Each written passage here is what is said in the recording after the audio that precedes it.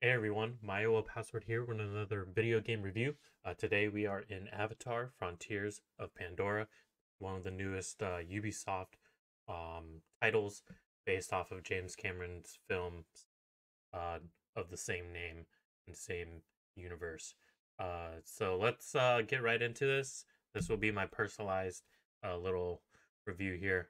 Overall, I enjoyed it more than I didn't enjoy it. I thought it brought a lot of unique things to the table that they did really well in immersing um, the player, or they immersed yourself into Pandora and into James Cameron's universe of being. It felt like you're in an Avatar film, which I really appreciated, and that they didn't just throw their own spin on it. I mean, they kind of did, but they still try to keep true to that vision, whatever you want to call it. So they did that really well. It is a Ubisoft title, so a lot of the game mechanics are recycled from previous Ubisoft titles and worked itself into the the game. A lot of it is what you'll think of it first thing off the bat, a mix of Far Cry. There's very little of Assassin's Creed, but it's very little. It is a first person shooter. It's more like um, Far Cry over any of the other Ubisoft franchises. This probably closest to Far Cry Primal. I've seen a lot of that, making those comparisons. Um, but it still pulls its own weight in being authentic and its own game and its own nature, not necessarily just a copy paste from another franchise, uh, which is good, um, because they have to keep it different. Um, but at the same time, you can also have some copy paste stuff because Ubisoft does have a specific formula in their games that work to some extent, which can be a good thing and it can also be a bad thing. But in this case, it paid off. Um, yeah, the story was pretty good. I think it wasn't as memorable as I thought it was going to be, but it was good enough to keep me interested. I think it relied too heavily on the the big moments in what makes a story a story. Like the plot twists. There are a couple twists in this game.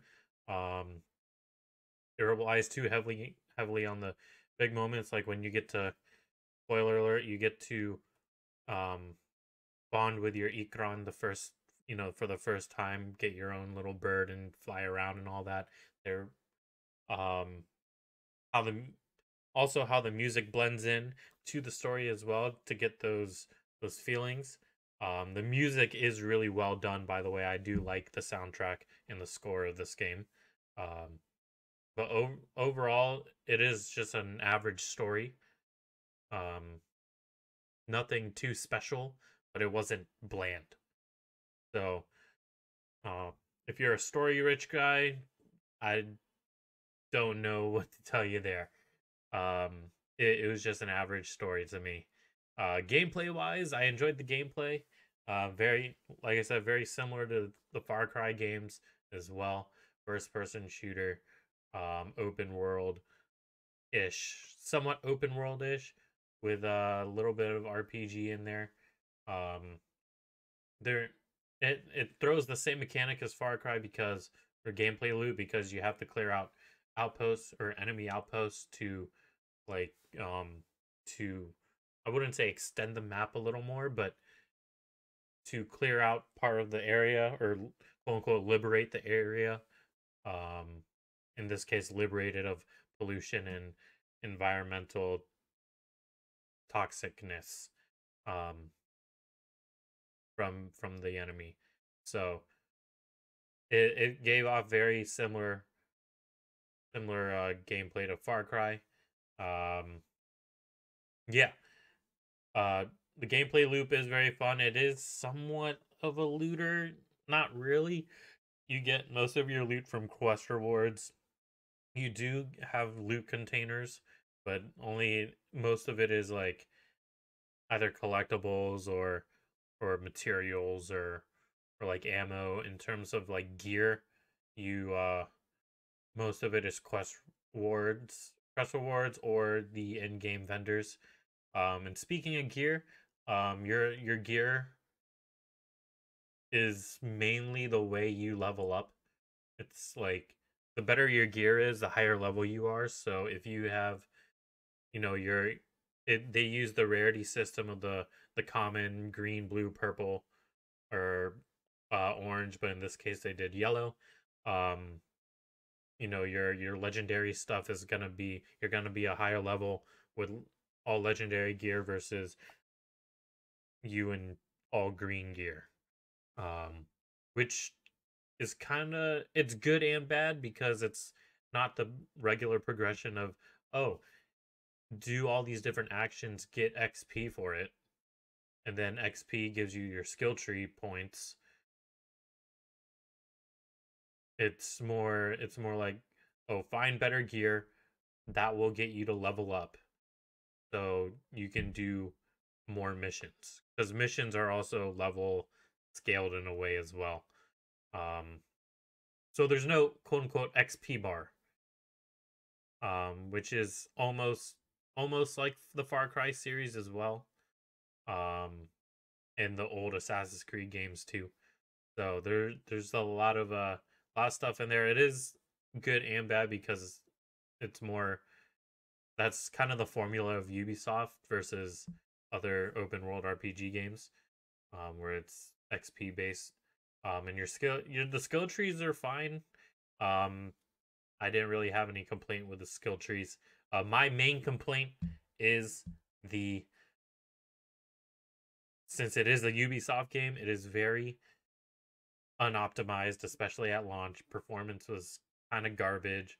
Optimization was garbage. And it even worse, either streaming this game or recording this game. I'm using OBS, and OBS was kind of trying to force lock my game into 30 frames when my PC itself can handle stable 1080p 60 frames a second. And my PC is over recommended specs. So I didn't realize that until later on. Um, so they they either needed to put more title updates to fix that, or update drivers to fix that as well, because that's like the only game I've experienced that in recent memory, um, of that happening. Also, there are minor quality of life inconveniences and minor bugs, but I did find one game breaking bug that raged me to uninstall this game the first time. Um, and it was towards the end where, and towards, it was during, it's a story mission related bug. Where towards the end you have to, minor spoiler, towards the end you have to escape from an enemy facility, after you learn some things that kind of get the story to push forward. Um, and the bug was all the enemies that were there can shoot through the buildings, the walls, the structures, the environment, um, like every enemy, all that stuff. And I kept getting spawn traps, and that kind of there was no really a way to work a workaround at the time of me experiencing it. Um, I it got me kind of mad to the point where I uninstalled, and I was trying to research it, figuring out a fix, and the potential fix or a potential fix that's not guaranteed, but I lucked out, was clean reinstall. Um, so I didn't have that, and I was able to push through and finish the game. But other than that, it's the generic frame stutters. It needs to be more stable. Some blurred out textures, some minor bugs with enemies or missions not progressing, or you know, all the stuff you would think a Ubisoft game would have. It is there. It is. There's only been one title update. I wanted to wait till more title updates came out, but I wanted to play it at the same time. But other than that, I think the game has a lot of potential to be a good game. Um, it just needs a little bit of love and support, um, or more often love and support, because it, I'm sure other people have complaints about the game that are similar to mine. So, anyways, that is my little personalized review. Thanks everyone for coming out and watching this video. If you haven't yet, go drop a like and subscribe to the channel. Write down in the comments what you liked or didn't like about the game, or if you're contemplating about getting it or not. So go check it out. Um, yeah, you can check out my other video game reviews on here. They're also very personalized, unprofessional, cringe, whatever you want to call it. It is all there. I also put Twitch clips and some shorts.